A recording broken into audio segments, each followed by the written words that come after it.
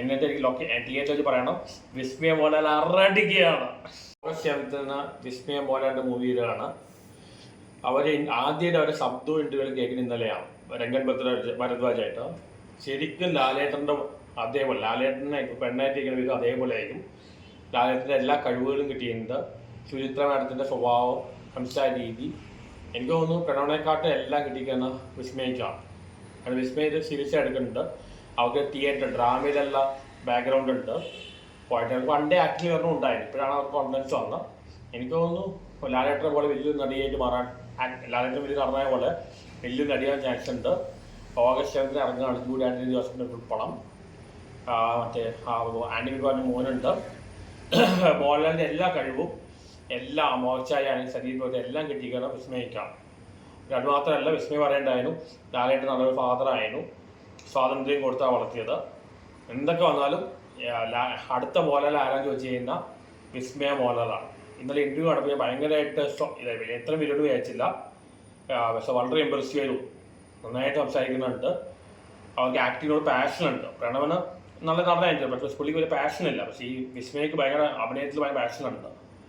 അപ്പോൾ മോഹൻലാലിൻ്റെ തുടർച്ച, ഞാൻ വിചാരിച്ചു മോഹൻലാലിൻ്റെ കരിയർ കഴിഞ്ഞ് കഴിഞ്ഞാൽ തീരുമെന്ന് വെച്ചാൽ അതിന് തുടർച്ചയായിട്ട് വരികയാണ് വിസ്മയ മോഹൻലാൽ. ഞാൻ ഇപ്പോഴും പ്രെഡിക്റ്റ് ചെയ്യുന്നു വിസ്മയ മോഹൻലാൽ വലിയൊരു ആക്ട്രസ് ആയിട്ട് മാറും.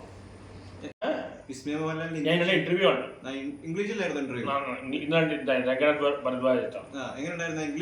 ഇന്റർവ്യൂ നല്ല ഇംഗ്ലീഷിൽ പുറത്തെല്ലാം പോയി പഠിച്ചാണല്ലോ. നല്ല ഇംഗ്ലീഷ് പറയാനുണ്ട്. വർത്താൻ രീതി കണ്ട സുചിത്ര മോഹൻലാലിന്റെ വൈഫിന്റെ സംസാര രീതിയാണ്. ഭയങ്കര നല്ലൊരു മനസ്സിന്റെ ഉടമയാണ്. ഇതിന് പട്ടിയല്ല അസുഖം എന്തോ അസുഖം ഉണ്ടായ പട്ടിയും കൊണ്ട് വളർത്തുക. ഭയങ്കര കമ്പാഷനേറ്റൊക്കെയാണ്. പിന്നെ എൻ്റെ ഇടയ്ക്ക് മേഖലയിൽ എന്തൊക്കെയാണ് പറഞ്ഞു എനിക്കറിയില്ല. CJP വെച്ച് പ്രൊട്ടസ്റ്റ് ചെയ്ത് പിന്നെ മെയിൻ തിങ് പറഞ്ഞാൽ മോഹൻലാലിൻ്റെ വൈഫാണെങ്കിൽ മക്കൾക്കാണെങ്കിൽ പുള്ളി ഫ്രീഡം കൊടുക്കും. അത് ആ കാര്യത്താണ് എൻ്റെ പറഞ്ഞിട്ടുണ്ട്. പിന്നെ പുള്ളി വളരെ ബിസി ആയി, നല്ല മനസ്സിലാക്കുന്നുണ്ട്. ഒരു മകളെന്ന രീതിയിൽ മനസ്സിലാക്കുന്നുണ്ട്. അതായിട്ട് വളരെ ബിസി ലൈഫാണ്. എന്തായാലും അടുത്ത മോഹൻലാൽ തുടച്ചു വരിക. ഞാൻ വിചാരിച്ചു ഇതോടെ പ്രണവനിൽ താല്പര്യത്തിലാത്തതുകൊണ്ട് മോഹൻലാൽ റിട്ടയറിനോടെ പോകുമെന്ന് വെച്ചു. പക്ഷെ അതല്ല, മോഹൻലാൽ തുടച്ചു വരികയാണ്.